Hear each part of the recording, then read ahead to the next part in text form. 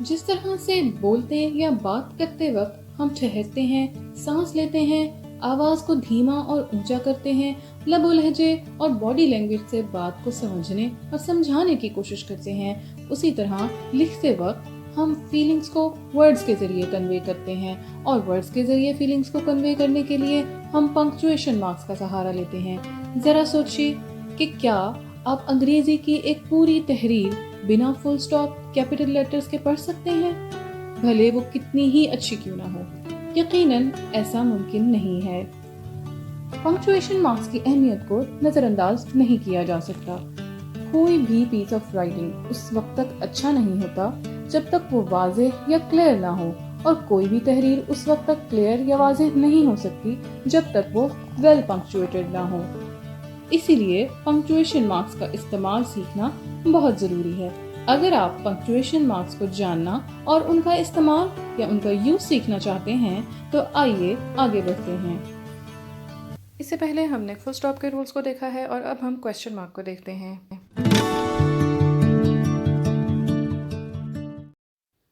बिस्मिल्लाहिर्रहमानिर्रहीम, अस्सलाम वालेकुम। अब हम डिस्कस करेंगे क्वेश्चन मार्क। क्वेश्चन मार्क एक और टर्मिनल पंक्चुएशन मार्क है।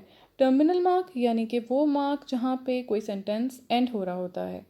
तो क्वेश्चन मार्क भी एक टर्मिनल मार्क है, बिल्कुल फुल स्टॉप की तरह। इसका इस्तेमाल किस तरह से करना है आइए देखते हैं।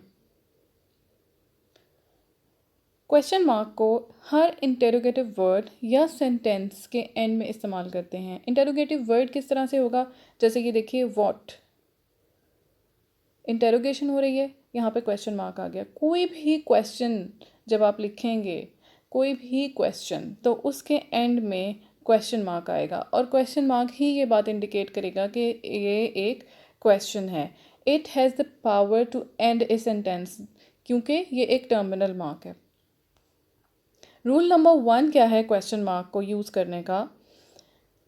हर डायरेक्ट क्वेश्चन के एंड में क्वेश्चन मार्क आएगा। For example, have you done your homework, ये एक डायरेक्ट क्वेश्चन है, ठीक है। इसके एंड में क्वेश्चन मार्क आ गया है। व्हाट इज़ योर नेम, इसके एंड में क्वेश्चन मार्क आ गया है।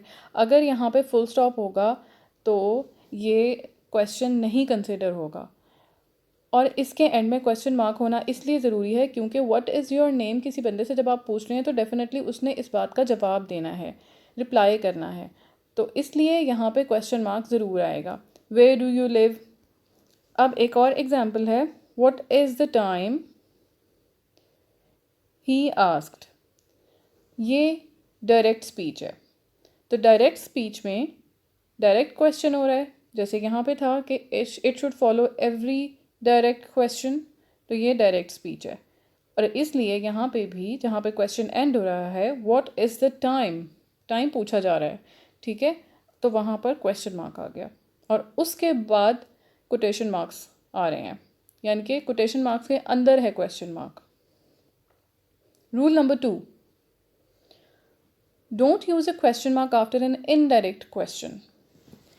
ये डायरेक्ट इनडायरेक्ट का रूल भी है कि जब, जैसे कि ये एक डायरेक्ट नरेशन थी, what is the time he asked, ठीक है, तो इसके अंदर क्या किया है, क्वेश्चन मार्क आया है, लेकिन से हम इसी सेंटेंस को अगर कन्वर्ट करते हैं इनडायरेक्ट नरेशन में, इनडायरेक्ट क्वेश्चन हो जाएगा, he asked what time it was, तो यहाँ पे क्वेश्चन मार्क ओमिट हो जाएगा और क्वेश्चन मार्क नहीं आएगा बल्कि फुल स्टॉप आएगा। So in every indirect question there should not be used a question mark, हमेशा फुल स्टॉप आएगा। एक और एग्जांपल देखते हैं, have you done your homework. ये डायरेक्ट क्वेश्चन था, जब ये इनडायरेक्ट हो जाएगा, I was asked if I had finished my homework, तो यहाँ पे फुल स्टॉप आ गया और फुल स्टॉप के बाद यहाँ पर कोई और मार्क नहीं है और क्वेश्चन मार्क ओमिट हो गया है। Rule number 3, don't use a question mark at the end of an interrogative sentence to which an answer is not required. We have also studied it in the rules of full stop, कि जहाँ पे एक ऐसा question हो रहा है जिसका आगे से उस बंदे ने जवाब नहीं देना, तो उसमें क्वेश्चन मार्क डालने की ज़रूरत नहीं है। You can also place a full stop. For example, students, will you stop that noise at once. अब स्टूडेंट्स को से टीचर कह रहा है ये, तो स्टूडेंट्स आगे से उसको रिप्लाई नहीं करेंगे, इसलिए यहाँ पे क्वेश्चन मार्क नहीं आया, यहाँ पे फुल स्टॉप आया है। Rule number 4, don't use a question mark after a question that is actually an exclamation.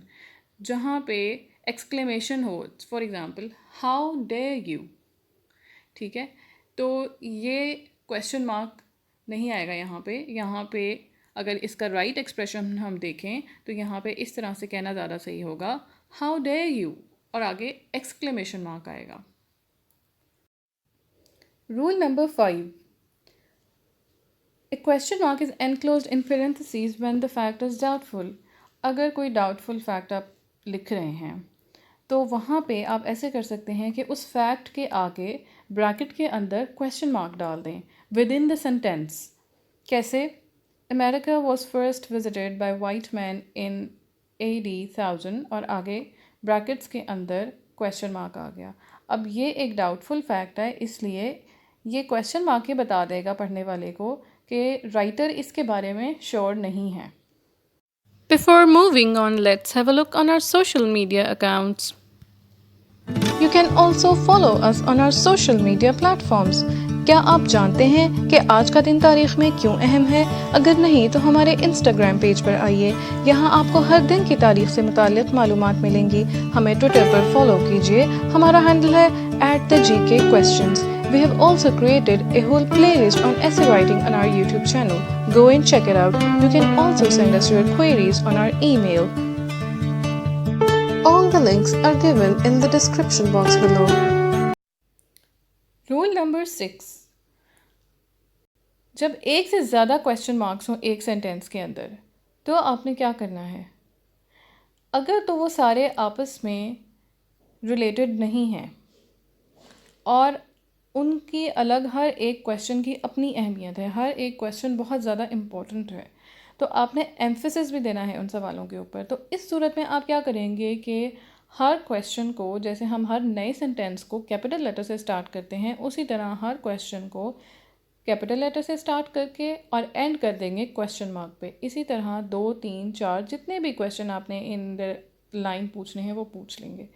दूसरी सूरत ये हो सकती है कि इन दैट केस क्वेश्चंस आपस में रिलेटेड हैं और आप उनको एक कॉमन आंसर चाहते हैं, तो आप क्या करेंगे कि कॉमा करके एक एक बात लिखते जाएंगे और एंड में at the end of the sentence question mark डाल देंगे। इसकी एग्जांपल देख लेते हैं। सबसे पहले इस फर्स्ट केस की एग्जांपल लेते हैं, जहाँ पे हमने हर सवाल के ऊपर एम्फेसिस करना है और मल्टीपल क्वेश्चंस करने हैं। तो the teacher asked, how large is New York, what is its population and in what country is it located. ठीक है, अब इसमें हर क्वेश्चन अलग है। पहले इस क्वेश्चन में ये पूछा गया कि न्यूयॉर्क कितना बड़ा है, दूसरे क्वेश्चन में उसकी पॉपुलेशन, और तीसरे क्वेश्चन में कि वो किस कंट्री में लोकेटेड है।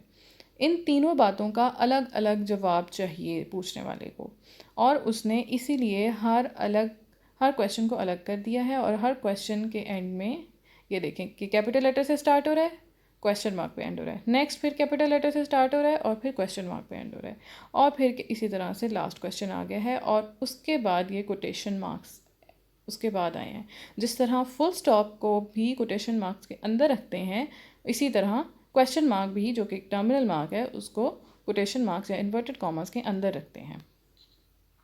अगर आप सोचिए, जैसे एग्ज़ाम में कभी कभी इस तरह के क्वेश्चन आ जाते हैं, for example what is pneumonia, question mark, what are its symptoms, question mark, write down its treatment।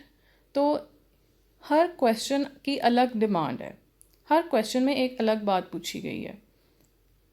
Next example देखते हैं जहाँ पे रिलेटेड क्वेश्चंस हों। How am I expected to know the size, population and location of a city when I don't have an atlas. इस question के अंदर किस तरह से किया गया है कि बहुत सारी चीज़ें कॉमा डाल के सेपरेट की गई हैं और उसके बाद एंड ऑफ द सेंटेंस पे क्वेश्चन मार्क डाल दिया है। तो ये दो तरीके हैं जिनसे आप मल्टीपल क्वेश्चंस पूछ सकते हैं। रूल नंबर 7, फुल स्टॉप या कॉमा कभी भी क्वेश्चन मार्क के एड्रेस के आगे नहीं आएगा। किस तरह? एग्जाम्पल देख लेते हैं। Did you really like that play? Question mark और आगे फुल स्टॉप है। अब देखें ये दोनों टर्मिनल मार्क्स हैं, क्वेश्चन मार्क भी और फुल स्टॉप भी। ये दोनों सेंटेंस को एंड करने के लिए इस्तेमाल होते हैं, तो इनमें से एक ही यूज़ होगा।